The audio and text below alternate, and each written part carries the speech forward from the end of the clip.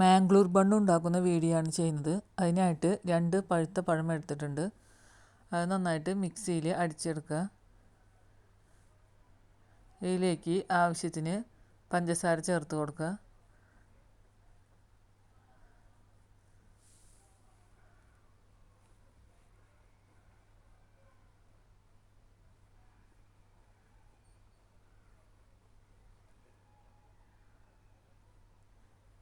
അതിനുശേഷം 1/4 ടീസ്പൂൺ ഉപ്പ് ചേർത്ത് കൊടുക്കുക.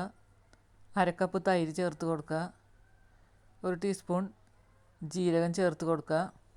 1/2 ടീസ്പൂൺ ബേക്കിംഗ് സോഡ ചേർത്ത് കൊടുത്ത് നന്നായിട്ട് മിക്സ് ചെയ്തെടുക്കുക. അതിനുശേഷം അതിലേക്ക് 1 കപ്പ് ഗോതമ്പ് പൊടി ചേർത്ത് കൊടുക്കുക. അതിനുശേഷം നന്നായിട്ട് മിക്സ് ചെയ്തെടുക്കുക. വീണ്ടും 1 കപ്പ് കൂടി ഗോതമ്പ് പൊടി ചേർത്ത് കൊടുക്കുക.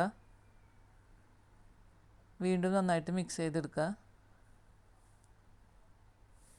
അതിനുശേഷം വീണ്ടും 1/2 കപ്പ് ഗോതമ്പ് പൊടിയും കൂടി ചേർത്ത് കൊടുത്ത് നന്നായിട്ട് കുഴച്ചെടുക്കുക.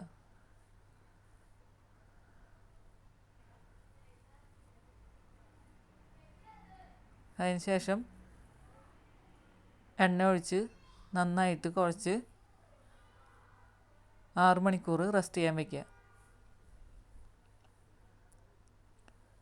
6 മണിക്കൂറിന് ശേഷം ചെറിയ ബോളുകളായിട്ട് ഉരുട്ടിയെടുത്ത് ചപ്പാത്തി പലകയിൽ പൊടി വിതറി പരത്തിയെടുക്കുക.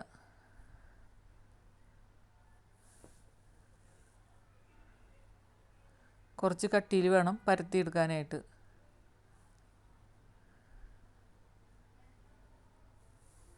പരത്തിയെടുത്തതിന് ശേഷം ഒരു ചട്ടിയിൽ എണ്ണ ചൂടാക്കാൻ വെച്ച് എണ്ണ ചൂടാകുമ്പോൾ അതിലേക്ക് ഇട്ട് നന്നായിട്ട് പൊരിച്ചെടുക്കുക.